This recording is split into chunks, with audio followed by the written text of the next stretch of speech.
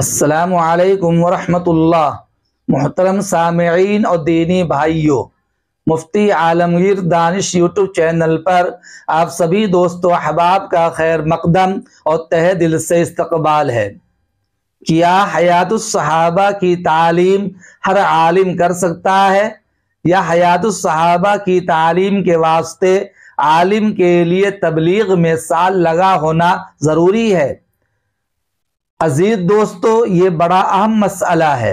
आप मुकम्मल गुफ्तगू सुनना और दूसरों को भी शेयर करना ताकि हर एक का कन्फ्यूज़न दूर हो जाए।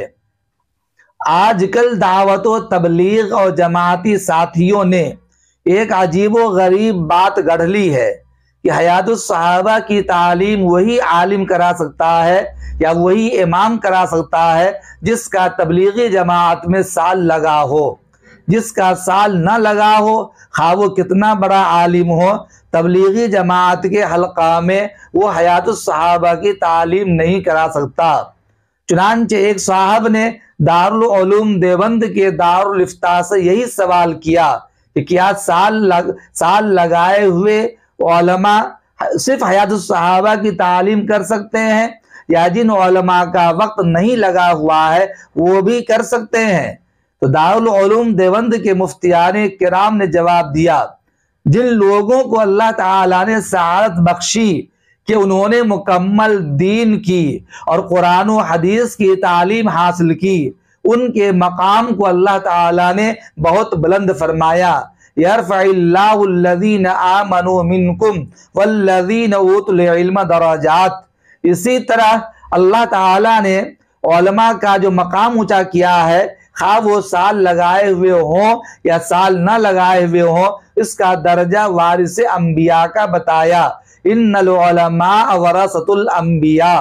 कुरान करीम में अल्लाह ताला साफ फरमाया, इन्नमा यख्शल्लाह मिन इबादिल उलमा।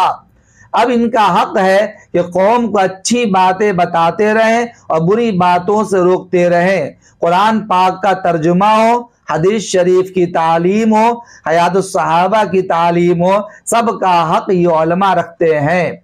दोस्तों और दीनी भाइयों, ये बात अच्छी तरह याद कर लो कि ये दावत व तबलीग के काम हयातुस सहाबा की तालीम वगैरह जितनी अच्छे अंदाज में हुस्न उसलूब से उलमा कर सकते हैं, अवाम जो तबलीगी जमात में वक्त लगाती है उसके लिए इतना अच्छा काम करना मुमकिन नहीं। ये भी याद कर लो कि उलमा का मकाम इंतहाई दर्जा आला और अरफा होता है। हर आलिम दीन जो अच्छी तरह अरबी और उर्दू पढ़ना जानता हो, इबारत का मफहूम अवाम को समझा सकता हो, वो आलिम दीन जमात के हल्का में हयातुस सहाबा की तालीम करा सकता है।